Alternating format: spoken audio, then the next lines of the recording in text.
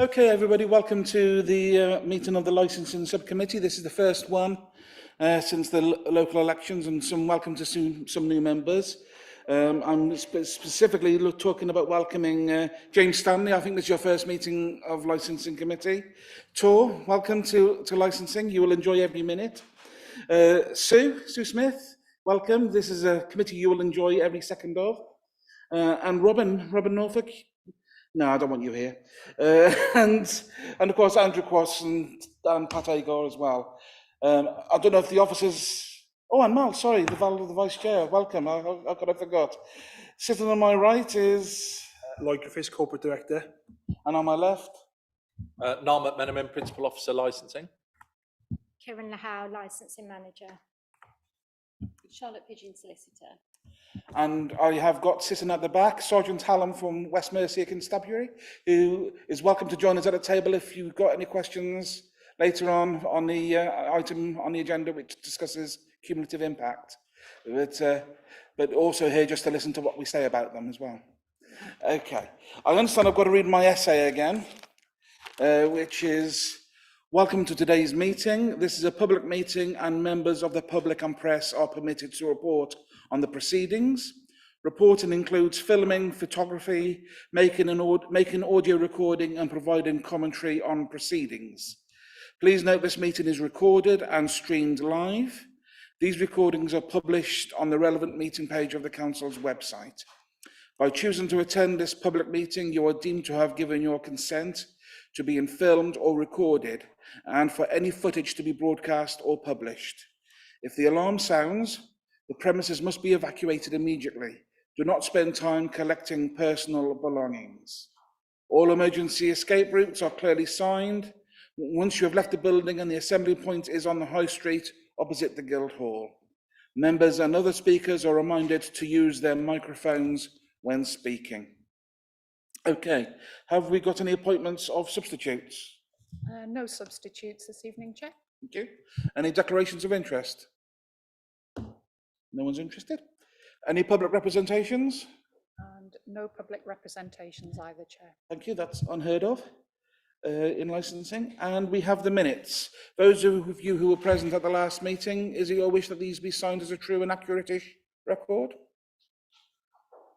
Somebody say something, please. Yes, thank you.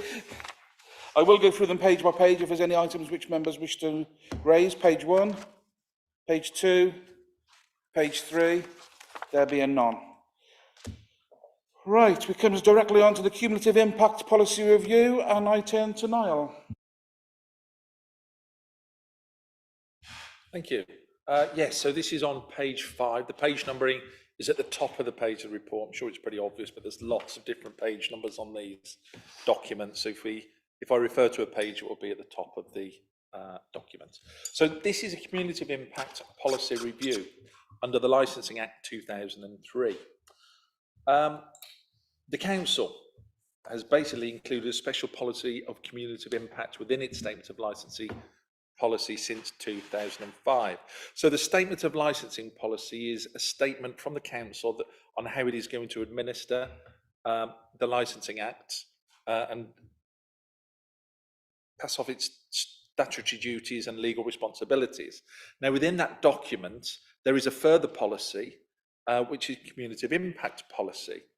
The cumulative impact policy, the definition is in the report at 2.3, but is basically the concentration of a number of hospitality premises, licensed hospitality premises, in a particular area, which is adversely affecting the licensing objectives. And those of you that were on your licensing training the other day will remember the 4 licensing objectives. The main ones in this instance are crime or disorder and public nuisance. So the council has actually gone one step further than a lot of other councils, and with statistical information has identified that the number of premises has actually adversely affected the licensing objectives, which is why there is a cumulative impact policy in place. Now, there was an amendment in 2018 in legislation which formalised the inclusion of cumulative impact policies in licensing statements. This meant that the council had to go one step further and actually undertake a cumulative impact assessment to see whether it is still appropriate to have in place a community of impact policy. One or two members may remember that this took place in 2020, where a community of impact policy or assessment was undertaken in line with the review of the community of impact policy. The details are in the report, so the actual community of impact assessment is contained within the report. So that's the 2019 assessment which took place. Now, since that time, we have, or there is a legal responsibility every 3 years to review this policy. So we have to bring it back to this committee for members to look at the evidence, look at the statistical data, and see whether it still justifies the need for this special policy of community of impact. Whether we need to undertake a full community of impact assessment, or in this case, which I'm presenting you today, is whether the information provided supports the retention of the policy, but without any change. So it hasn't significantly changed since it was last reviewed, and that's what we're looking at today. So contained within your report is lots of statistical information which has been submitted from the police, and as you, Chairman, mentioned, Sergeant Hallam is here. So should there be any questions on statistical data or anything that's contained within that, I'm sure he'll be able to enlighten members with regards to how it affects the policy itself. Likewise, we've been in touch with Public Health, who provided some health data. Now, the health data, it's interesting because that is citywide. So it's the health data on Worcester City as a district, as opposed to just within the community of impact zone. So whilst it informs our policy and it informs the assessment, you've got to bear in mind that that is a sort of a district-wide or city-wide statistical data. So not necessarily true reflection of the area which is controlled under our policy. And again, the actual map itself is within the report, and it's on page 51. So that's the community of impact policy that stands within the statement of licensing policy. All of the details are in there. It explains what it applies to. So that's where we're at. We have this special policy. We have to review it. We have done initial consultation and engagement with the responsible authorities, the police, public health, environmental health on noise nuisance. And the information that we've gone back and our assessment and review of the community of impact assessment has shown that actually the policy itself is working. There has been a reduction in crime and disorder. We need to take into account the period of COVID where a number of hospitality premises were actually closed. So there was no impact in the city centre because there wasn't anybody there for months and months. But generally, what the information supports is maintaining the policy, but not amending it. So that is really what the report states, and that's what members need to consider. Now, what we have to do is consult with members of the public, because this is a policy and we are looking, or the recommendation is no change to that policy. We are looking to maintain it, so we're not looking to do away with it completely. So we have to consult with those who it affects, so the licensed premises themselves, and it gives members of the public the opportunity to also comment on and put their views forward. So there is a proposal to undertake a 6-week consultation on our findings to maintain the policy but make no changes. That is really all of the information that you need. The legal requirements are contained within the report, as all the implications, the risk assessment. As I say, whenever you amend a policy or review it, you have to undertake public consultation and stakeholder engagement. So that's where we're at. So as I say, the preferred option is contained within the report, which is to maintain this special policy in the statement of licensing policy, having reviewed the assessment and looked at the statistical data, and to go out to consultation. Thank you. Thank you. You will see in the report basically that we're suggesting no changes and for it to go out to consultation. I would bring members' attention to Appendix 3 and 4, which has come from the police and from public health. If you've got any comments or questions on those documents, it might be a good idea to ask them now. The suggestion is we will come back later in the year with any results from the consultation for final confirmation. Councillor Stephen. haven't really got any questions about the data, but I've got a quick question about the consultation. So, and I'm very supportive of the policy, and I think it's very good what we're doing, and I've got no quibbles with that at all. It's just a question about who we consult with. Obviously, we'll be consulting with the people who are already business owners and people who are tradespeople in the city centre. But will that, who else will that be with? Because obviously, we'll only be consulting with people who are already trades operating in it, not people who potentially might want to move into the area or wider areas. Or but you could just expand on that a little bit more. Certainly, this consultation will be similar to any other consultation that the council undertakes, and it will be on the Have Your Say page on the council's website. There are a number of direct consultees in the report who have been highlighted, and of course, this is the police for starters. They are the body that have put forward the information. The County Council Public Health, again, the two main ones, other responsible authorities, and it's the relevant trade associations and members of the public. So anybody who goes onto the council website will be able to see this consultation, put forward their views. We will also directly consult with a number of specialist licensing solicitors who represent other business bodies up and down the country to make them aware. So if anybody is looking to open a premises or maybe invest in Worcester, they will be aware that the consultation is taking place, so they'll be able to tell their clients that this is happening, and they will be fully aware of the developments that are taking place. What I would say is this community of impact policy doesn't necessarily deter the right sort of business coming to Worcester. In fact, it's designed in such a way that it actively encourages them and deters other businesses that we, as a city, may not want. So it will be a normal consultation in line with the council's procedures, and we'll make sure that it goes far and wide and that any comments are brought back to this committee. Chair, just picking up on Councillor Stevens' question as well.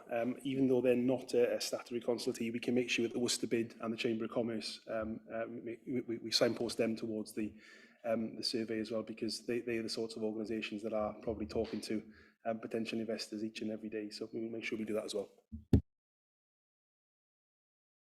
Thank you. I would be in favour of keeping the area as it is, but of course, all we're being asked to do tonight is to send this up for consultation. I am aware of a drink spiking incident last week, I think it was, within this area. I won't mention the name of the public house involved because I think there's an ongoing police investigation. But it's a pretty serious matter when a young woman is assaulted in this way, and there could have been an even more serious assault later on had a kind soul not found her distressed and helped her. I'm very concerned about this, and I hope very much that, well, we did actually, I seem to remember, and I think Councillor Norfolk reminded me that that one of our committees paid out about £20,000 to train bar staff regarding awareness of drink spiking. This is a while back. I think it was PED which did it. I'd like to know where that money went and whether or not it was successful. I suggest really we might need to look again at this. Okay, I'm not sure whether the police or anybody else, I know you won't comment on any specific incident, but whether spiking incidents have aided your information and comments in the paper which you've submitted to us, whether that's something you may wish to come to. If you can come to the table, please. Sorry. For information to members, we did ask for all establishments named in the police report to be removed. So no named places will be obvious to people, but most of us will know where those establishments are anyway. Right, thank you very much, Mr. Chair. I don't know whether everybody knows me here. I'll just spend a little bit of time just giving a bit of a background around my position within West Mercia and Worcester City Police at the moment, for those of you who haven't met me. I know some of you have. And then I just thought it would be important for me to come and just add a little bit of further context in relation to WRS's report that's just been given to you around the CIZ topic, because it's an important one to us as police.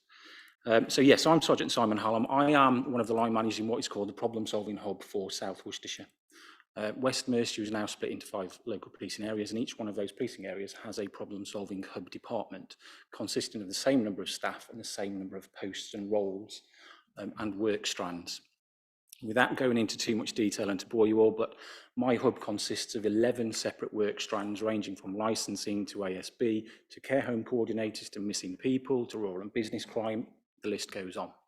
Licensing is one of the work strands that I have my one licensing PC, who is the specialist in this area, to look at all matters of licensing across the whole of South Worcestershire.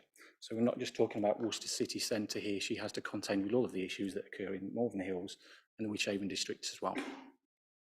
The fact that as a policing area, we contend with much more work in terms of licence applications, variations, etc., and incidents compared to some of the other local policing areas means that it's difficult to contend with everything, but the staffing levels across all of those areas, no matter what the demand, remain the same. I thought it's important though, because you've got all the data within the report that Niall just referred to, but as you're all aware probably, the world of policing is always in a constant state of flux. Posts move, line management moves, and we're going through that now with one of the leadership posts within Worcester City Centre Safer Neighbourhood team. You'll all be aware of Inspector Tanya Beckett, who's recently taken over that post. And it was as a result of her looking into the nighttime economy on taking up that post recently, but she also instigated a little bit of analysis work to look at the nighttime economy impact across the whole of South Worcestershire. And it's this report that, I apologise, isn't privy to you, but I thought there was just a couple of figures I wanted to refer to from that report, just to assist you in giving you a bit of a wider context of where we sit within Worcester City compared to the rest of South Worcestershire. And then I'll come back to your spiking question, if I may, Councillor, shortly. So just briefly, in relation to this. This report, it's based on offences and incidents that have been committed over a 3-year period. However, I'm just going to focus on the most recent data for 2022 and 2023. She instigated it to try and identify long-term trends and patterns so that we can try and problem solve those patterns and address them as we need to within the wider problem solving approach within South Worcestershire. 8 geographical areas of focus were looked at. So Worcester City is one of those council areas, and it's all of the other district areas within South Worcestershire, ranging from Tenbury Wells, Droitwich, Malvern Hills, Pershore Town, Evesham, for example. The offences and incidents have been mapped. They've been extracted based on their location within the boundaries set out for policing purposes for each of those areas. And they've looked at recorded crimes between the 1st of April 2022 and the 31st of March 2023, primarily at incidents that have been recorded between 23:59 and 0500 in the morning. And the outcome of that data is that Worcester City across the board, I think totally we're looking at 1,917 offences that are associated or have been committed with a nighttime economy during that period across South Worcestershire. The key point for you all to bear in mind though for Worcester City is that it amounts to approximately 66% of the nighttime economy recorded offences that we have to contend with. Now, of course, from a policing perspective, we try and allocate resources accordingly to address that. And Worcester City has the best nighttime economy footprint from policing that we're able to afford in terms of staffing numbers on patrol and safer neighbourhood teams to try and address that. So that is the figure I wanted to throw at you, 66%. We as a licensing team struggle to cope with demand. So we rely on our other departments to try and gather evidence and deal with those problems within their own remits. The Safer Neighbourhood team being one of those for Worcester City Centre. Lots of work goes on collaboratively with the Worcester BID, in line with the Purple Flag accreditation, licensed premises, everything to do with the nighttime economy. And I know moving forwards, lots of things being considered with street pastors, safer spaces for the future. We are looking at, again, re-educating our frontline staff on patrol, who are the bobbies that come out and deal with those incidents. Whenever a 999 call is put in or a report of ASB during the nighttime economy, they are the officers that other commitments allowing they'll come into the town centre and deal with. A policy has been in place for quite some time that we're looking at reviewing in line with the new Safer Neighbourhood team so that we can make sure that there's a consistent approach across all patrol teams that cover Worcester City. Now, of course, an approach is going to be dependent on what other grade 1 incidents or emergencies are occurring across the wider area of Worcester City, but the nighttime economy is becoming a priority.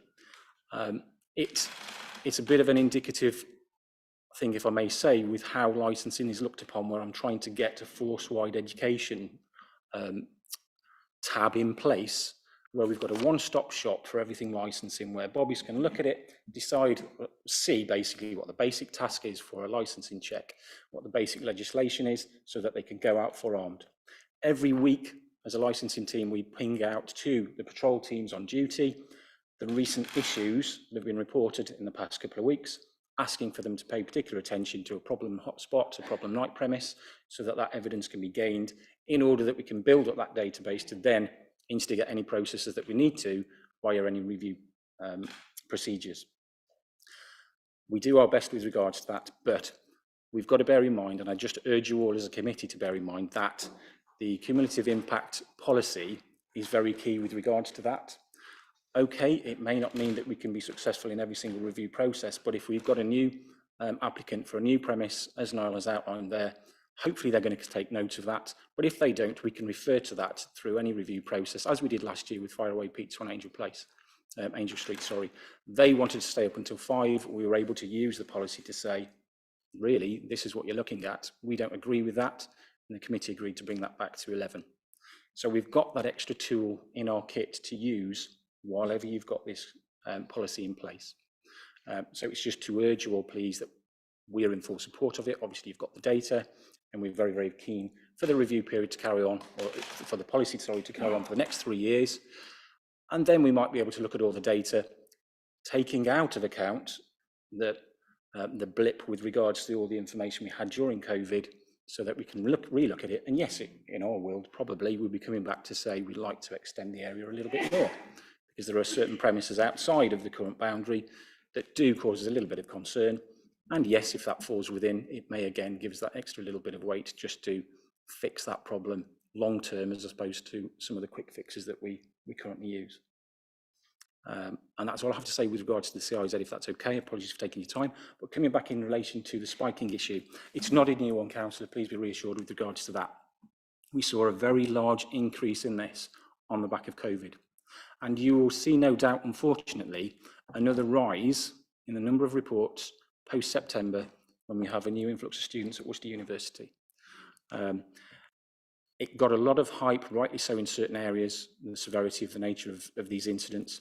And every single one of these incidents, there is a strict policy in place that it has to be assessed by the on-duty line manager, i.e. a sergeant, an inspector in the first instance.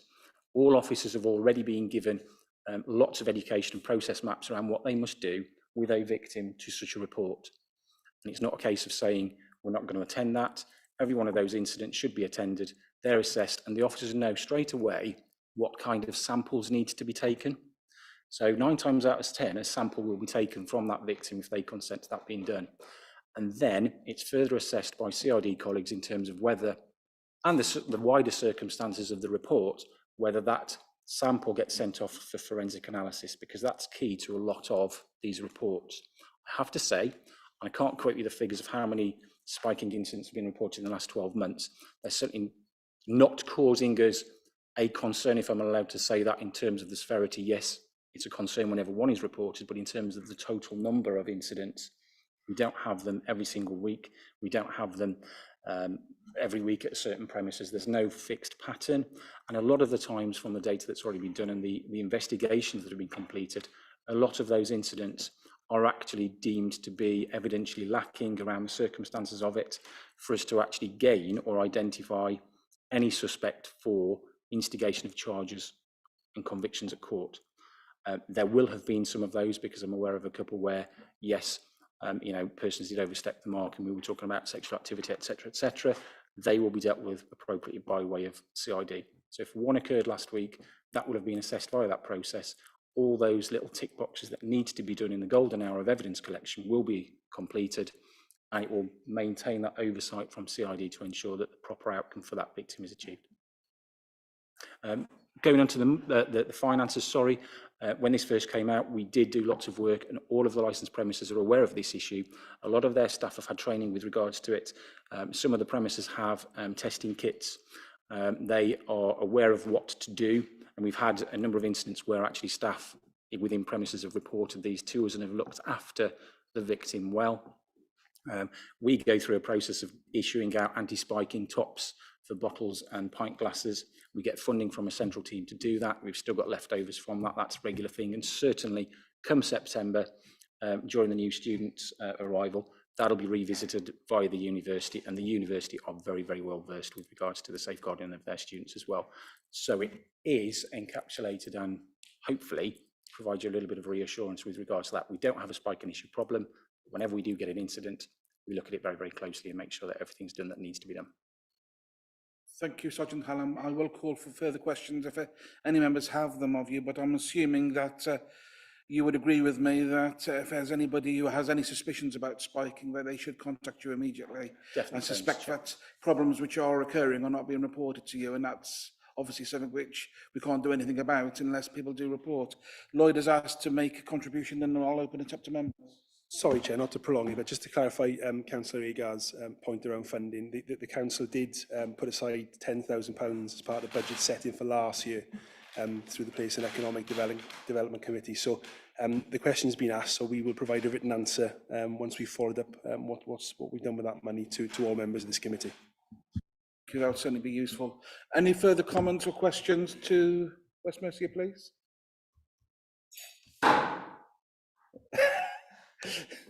Thank you, Sergeant Allen, for coming today. That's been very useful for us to actually hear the comments which you've made. And obviously, I think this as a licence committee, we want to work in cooperation with you and improve relationships to make sure that we're working together on issues such as licensing in the city centre, and anything which I can do or the committee can do to assist you in your role, we're more than happy to do. So we certainly want to work together. Okay, no further comments. I'm going to put the proposal to you, members, that this goes out to consultation and report coming back to members later in the year. All those in favour? That is passed unanimously. I move on now to agenda item 6, which is the Hackney Carriage and Private Hire Vehicle Age Policy Review. Again, this is something which has gone out to consultation and you've got clear responses back. And this will, I believe, have to go to council for final confirmation. But Niall, is there anything you wish to add to the report? Other than yes, this is a topic that has been to this committee a number of times, and we have gone out to consultation, and the consultation results are contained within the report in their entirety. So all of the comments are there. There is clear support for the proposals being put forward from the people who have responded to the consultation. Members should consider the proposals, those being the first one, which is to remove age limits in relation to electric Hackney carriage and private hire vehicles. And this is to encourage the take-up of cleaner vehicles and hopefully transition away from fossil fuel vehicles and start the momentum to get those vehicles licensed. And the second proposal, and this is in an effort to support the licensed trade as it is already, in relation to the entry age limit for Hackney carriage vehicles only, and this is to amend the council's current policy, which is that it should be any vehicle presented for licensing must be 3 years or younger, and extend that by 2 years to 5 years. Again, lots of comments in the consultations. Understandably, a lot came from licensed vehicle proprietors who are in favour of this because they will benefit financially. So it's really just for consideration and for members to discuss those two proposals in line with the details of the report. I won't go on. It has been presented probably 3 or 4 times to this committee now. So rather than going on and explain the report any further, I'll probably just pass it back to you, Chair, open up for questions. Just for clarification, because I know it's in the report, but I think it's worth saying anyway. The issue of changing the vehicles from 3 to 5 years for Hackney carriages, can you please confirm that will not affect the quality of the vehicles and the standards which we would normally expect a vehicle to have, and the age does not affect the emissions of the vehicle? No, Chair, no, you're perfectly correct in saying that. They will still, all vehicles will be subject to the current requirements, and that's 2 tests per year, and the specifications in the policy. This is merely the age limit of the vehicles which are being presented, which is being changed. Likewise, and probably something that I probably should highlight, the Department for Transport are currently looking at the best practice guidance for private hire and Hackney carriage vehicles. This is a standard document which they produce, which assists local authorities in their licensing of these types of vehicles. And that has just undergone a fairly comprehensive review, and we are waiting for it to be published. So any policy change that possibly takes place today, this will be reviewed in time as well, so in line with the best practice guidance. So whilst we're looking at a policy change today, it doesn't mean that it's set in stone. This committee can bring it back, and we will be putting forward certainly the outcome of that reviewed document, and that's the best practice guidance for vehicles. You'll recall we had it for drivers a number of years ago, which was safeguarding. It's a very similar document, but just for vehicles. So we'll be bringing that back for members' consideration in due course. Yeah, Chair, just one point, just for accuracy, given this is a public meeting that's been recorded. The second part of the recommendation, which is the extension to the minimum age limit, I don't think we as officers can say that emissions won't be affected by older vehicles potentially coming onto the fleet. But what we can say is that those vehicles will be subject to the same tests that apply to younger vehicles, and part of that obviously includes MOT tests, and as part of the MOT test there is an emissions test which needs to be passed. Clearly, this council has declared a climate emergency, and we're in the process of transitioning from a fossil fueled fleet to a non-fossil fueled fleet by a certain date yet to be confirmed. This is to help us to incentivise that process and encourage the trade to get there. I don't envisage this will see a large immediate change in the number of electric taxis on our streets, but it's a step in the right direction. And also the second aspect enables this to become an affordable project as we approach 2030. Are there any comments or questions? Lots of them. Oh, right, everybody. Councillor Stephen first. Just a quick question about when this would come in. So if this is approved tonight, when is it effective from? Council, I believe, for final approval. Is that correct? Yeah, so council have the final say. I should know the next date of the council meeting, but I don't. But if approved tonight, then if we have time, we will get this to the next available council meeting. Okay. I think I've got councillors Alcott, Hodgson and Agar. Is there anybody I missed? James Stanley, okay.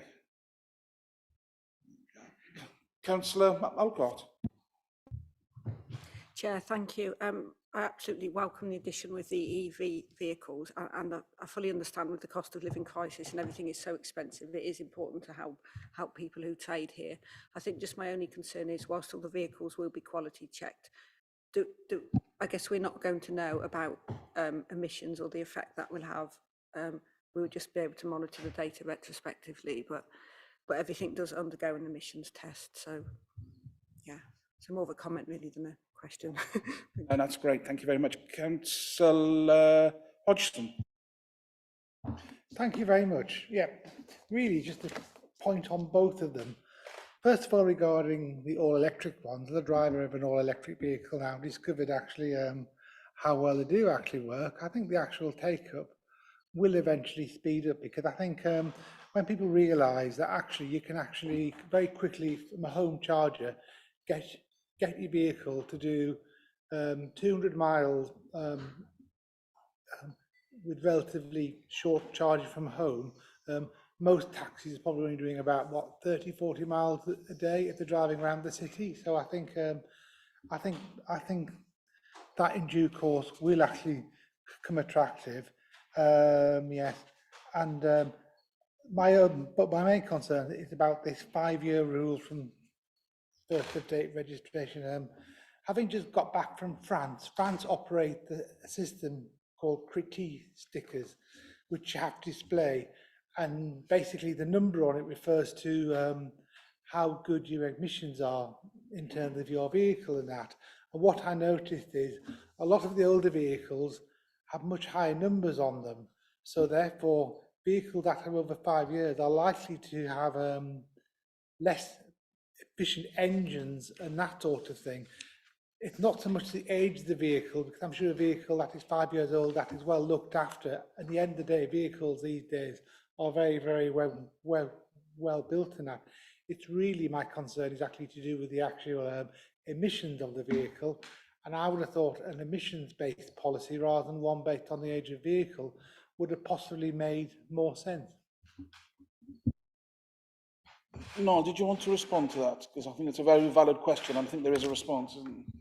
Yes, I think you'll find, Councillor, that all of the vehicles being presented will meet the current Euro emission standards, which is Euro 4 petrol, Euro 6 diesel. So as a council, we won't fall foul of those. And the idea of the electric policy is clearly to that vehicles are sort of carbon neutral. And the older ones, we can't see there being really any further sort of decrease in the emissions that are being put forward. The vehicles, as we say, must be under 5 years old. So we're not licensing any that are over 5 years for the first time. They can then continue to use them in line with the upper age policy, but they will meet the Euro standards which are currently in place. And the standards, just worth repeating, the standards which we are requiring drivers to use are Euro 4 petrol and Euro 6 diesel, and that's what will be the highest possible standards available for emissions on any of those cars. I've got Councillor Agar and then Councillor Stanley. Thank you, Chair. I've got a couple of concerns around this. I think actually we need to move towards zero carbon as best we can. And this is welcome in that sense. But I wonder if this is the best way to go with electric vehicles. I mean, I know that hydrogen buses, for example, are being built in Belfast as we speak. And I also know from speaking with an engineer who knows a lot about this sort of thing, that you can convert buses, diesel buses, to hydrogen. And there are kits to do this. I don't know how far forward we are with other vehicles, but the other thing that strikes me is that China is the major source, as far as I know, of lithium. And given that we've had such serious problems with Russia recently in terms of our energy security, I'm not sure I actually want to trust China with it either. So it's not sustainable for a start to actually continue to use what is, after all, a finite resource with that comes from a country that may or may not be friendly to us in the future.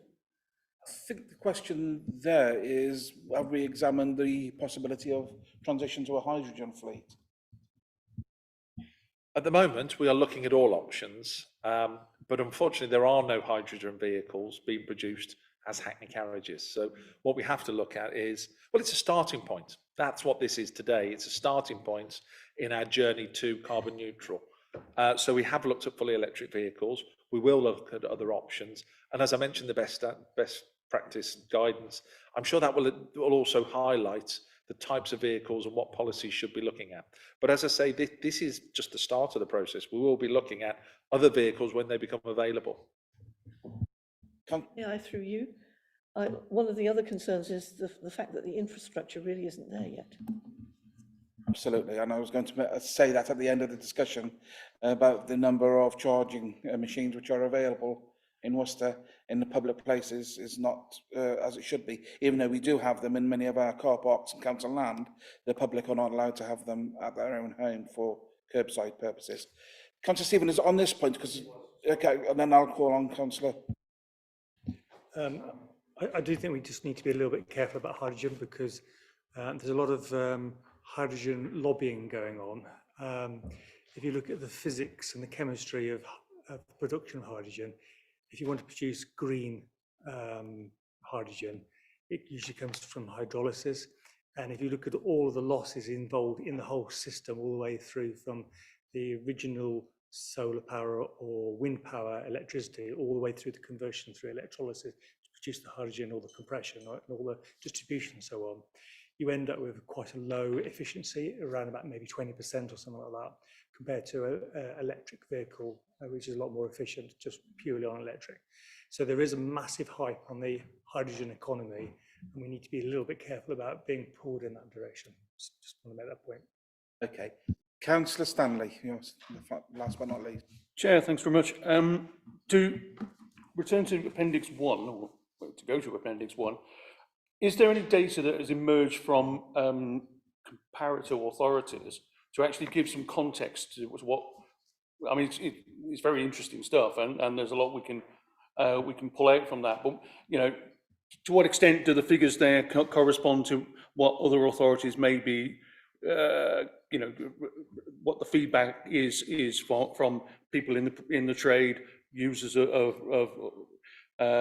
taxes and so forth? Is there anything there that we can introduce into the meeting? Because I'm not getting it from that document, interesting though it is. Sorry, Councillor, for clarification, are you talking about sort of practical experience of using electric vehicles from licence holders, or? Yeah, I mean, I just wondered if you could provide some sort of, you know, sense of where, you know, that information sits within a wider context. Because, sorry, go on. Sorry, didn't mean to stop. No. Certainly within Worcestershire, other district councils have looked at emissions, but then they are updating old policies. So, as Councillor Hodgson mentioned, they were looking at the emission standards. We're already there as a district, as a city council. So looking at the Euro 6 and Euro 7, you know, we are there already.